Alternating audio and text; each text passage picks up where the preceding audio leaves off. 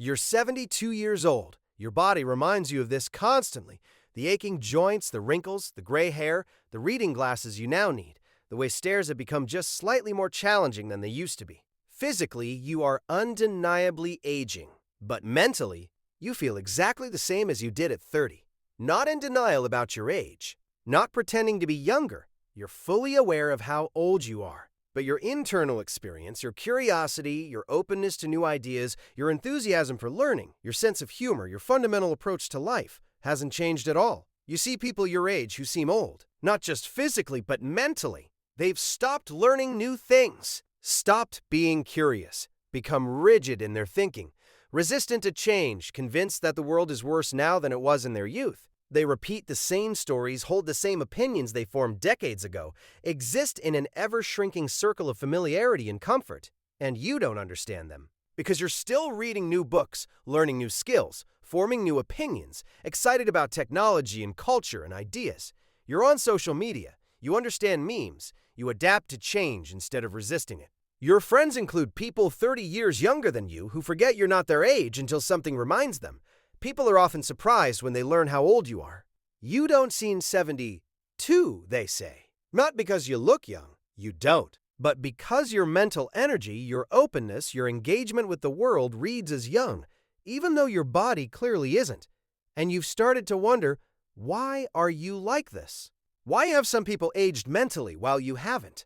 What's different about your brain, your psychology, your approach to life that's kept you mentally young even as your body inevitably ages? Tonight, I'm going to show you the neuroscience and psychology of people who don't age mentally.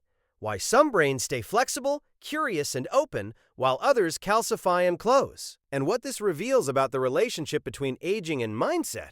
Before we dive deep into applied psychology, subscribe to the channel. Tell me in the comments where you're from. Dr.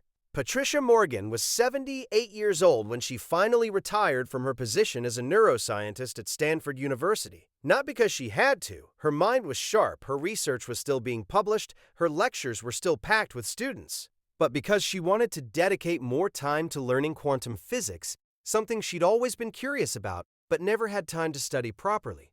At 78, she enrolled in online physics courses, started attending local astronomy club meetings, bought a telescope, began what she called her second education, in a completely different field from the neuroscience she'd spent 50 years studying.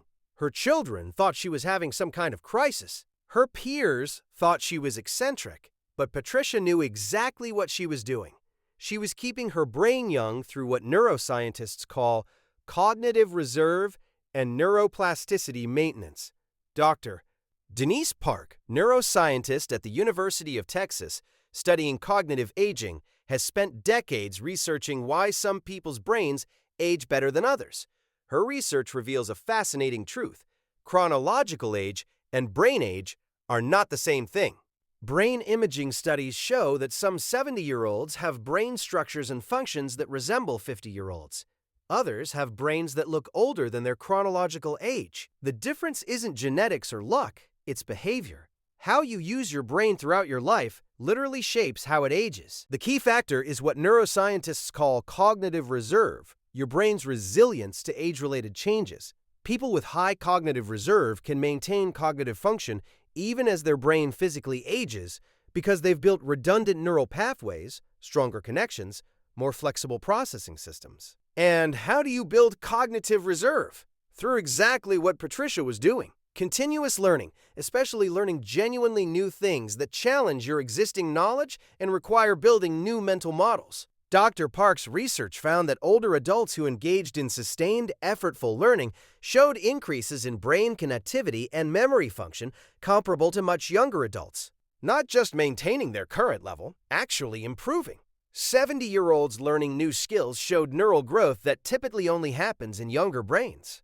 But here's the crucial part. It has to be genuinely new and genuinely challenging. Doing crossword puzzles doesn't count if you've been doing crosswords for 40 years. Reading books doesn't count if you only read the same genre you've always read. The brain needs novelty, struggle, the experience of not knowing something and having to figure it out.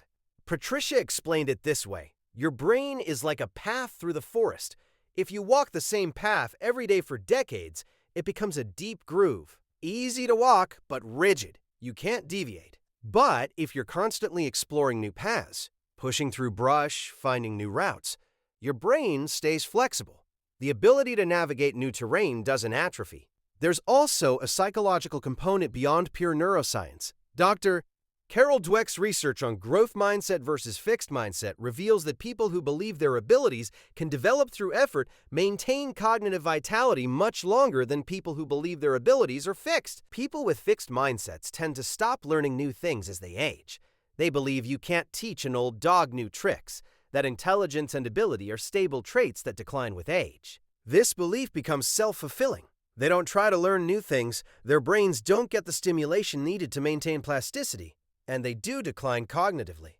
People with growth mindsets continue challenging themselves regardless of age. They believe effort and practice can improve abilities at any age, and they're right. Neuroscience confirms that learning and neuroplasticity continue throughout life if you keep engaging them. Patricia had always had a growth mindset, though she didn't know that's what it was called. She'd simply never believed that age should limit what she could learn or do. When her hands became too arthritic to continue her experimental lab work, she didn't see it as the end of her scientific career. She pivoted to computational modeling and theoretical work that didn't require fine motor control. When new brain imaging technologies emerged that she hadn't been trained in, she didn't dismiss them as too complicated for someone my age. She took courses, learned the technology, incorporated it into her research. Every challenge was met with, how can I adapt and learn, rather than, I'm too old for this. There's also research on what psychologists call openness to experience, one of the big 5 personality traits. Dr. Angelina Sutton's longitudinal studies found that people high in openness maintain cognitive function better as they age. Openness to experience means being curious, imaginative, willing to consider new ideas, interested in diverse perspectives, comfortable with ambiguity and complexity. People high in this trait continue seeking novel experiences, learning new things, exposing themselves to different viewpoints throughout their lives. People low in openness tend to become increasingly rigid as they age. They prefer familiarity, resist change, stick with what they know, become more conservative in thinking and behavior. Their worlds gradually shrink as they exclude anything unfamiliar or challenging. Patricia scored extremely high on openness. She'd always been curious about everything, always reading widely across disciplines, always interested in perspectives different from her own. At 78, she was still having her worldview challenged and changed by new information, still forming new opinions, still willing to admit when she'd been wrong about something. Many of her age peers had stopped doing this decades earlier. They'd formed their opinions in their 30s or 40s and spent the next 40 years defending those same positions, treating any new information that contradicted their existing beliefs as wrong, rather than as an opportunity to update their understanding. There's also a social component. Dr. Laura Kerstenson's research on socio-emotional selectivity theory shows that as people age, they often narrow their social circles, focusing on a small group of close relationships and excluding new social connections. This is adaptive in some ways, deepening meaningful relationships rather than maintaining superficial ones. But it can also lead to social and cognitive stagnation if it means completely stopping exposure to new people, new ideas, new perspectives. Patricia maintained a deliberately diverse social network. Her friends ranged in age from their 20s to their 90s.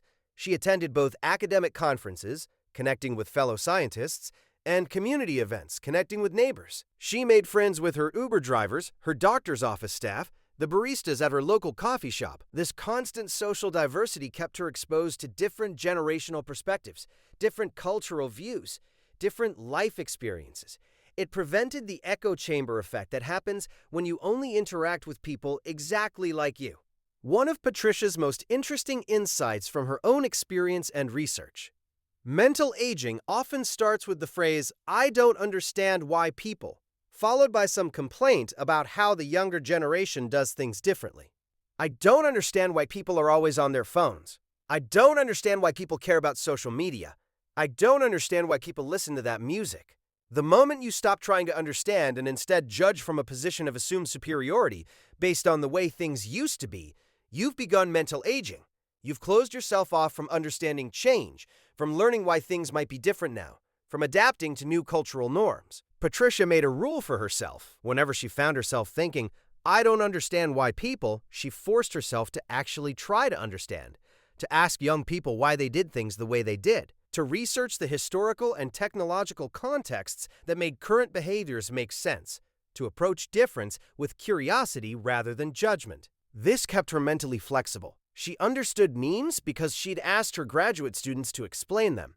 She understood social media because she'd taken time to learn how it worked and why people valued it.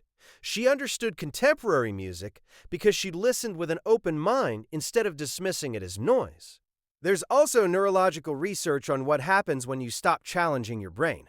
Dr. Yakov Stern's work on cognitive reserve shows that brains are use-it-or-lose-it systems. Neural pathways that aren't regularly activated begin to weaken. Cognitive abilities that aren't practiced begin to decline. People who retire and become completely sedentary, both physically and mentally, often show rapid cognitive decline, not because retirement itself is bad, but because they've stopped doing anything that challenges their brain. People who retire but continue learning, engaging in complex hobbies, taking on new projects, volunteering in roles that require problem solving, they maintain cognitive function much better. Patricia's retirement was more cognitively active than many people's full-time careers. She was learning quantum physics, mentoring young scientists, writing a book about her research career, learning to paint, taking piano lessons, something she'd always wanted to do but never had time for. Her brain was constantly challenged, constantly building new connections, constantly maintaining its plasticity. But perhaps the most important factor in not aging mentally is what Patricia called temporal identity fluidity, not being psychologically attached to a specific era as your time.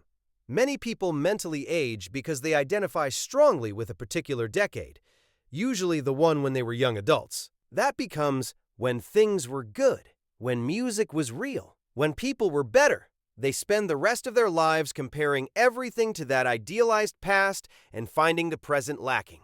Patricia never did this. She loved the music of her youth, but also loved contemporary music. She appreciated the culture of the 1960s, but didn't think it was superior to current culture.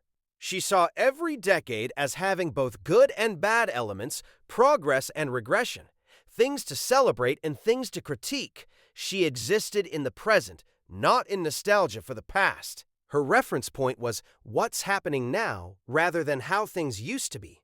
This psychological orientation toward the present rather than the past kept her mentally engaged with current reality rather than retreating into memory. Dr. Patricia Morgan is 81 now. She's completed her quantum physics studies, published a memoir about her scientific career, become proficient at piano, and is currently learning Mandarin Chinese because she's planning a trip to China and wants to be able to communicate. Her body continues aging. She moves more slowly, tires more easily, requires more medical management of various age-related conditions. But her mind remains fundamentally unchanged from decades earlier. Still curious, still learning, still growing.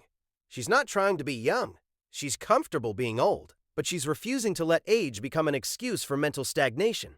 Your body ages whether you want it to or not, she told me. But your mind only ages if you let it. If you keep it active, keep it challenged, keep it open. It stays young regardless of how many birthdays you've had. The science supports her. Neuroplasticity continues throughout life. Cognitive reserve can be built at any age. Learning new things creates new neural connections even in elderly brains. Openness to experience can be maintained through conscious choice and practice. You don't have to age mentally just because you're aging physically. Those are separate processes, and only one of them is inevitable. If you're young, the time to start building cognitive reserve is now. Challenge yourself. Learn difficult things. Stay curious. Don't settle into comfortable routines too early. If you're older and worried you've already aged mentally, Patricia's research offers hope. It's not too late. Your brain can still change. You can still learn. You can still grow. Start learning something genuinely new. Something that makes you feel like a beginner again, that challenges your existing knowledge, that requires building new mental models. Stay open to change rather than resisting it. Try to understand new things rather than dismissing them. Maintain diverse social connections across age groups and perspectives. Don't let nostalgia for the past prevent engagement with the present. Your chronological age is inevitable, but your mental age, That's a choice you make every day through how you engage with learning, change, and challenge. Mental aging isn't something that happens to you. It's something you allow by stopping growth, stopping curiosity, stopping openness. And you can choose not to allow it at any age. And that's the end of our experience. If you enjoyed the video, please leave a like. It's very important for us to know the truth, be honest in the comments, leaving creative suggestions so we can improve the quality of our content more and more. Comment where you're from, check out the video on the screen, I'm sure you'll like it. See you in a few seconds. We are Applied Psychology, and this is our contribution. Subscribe.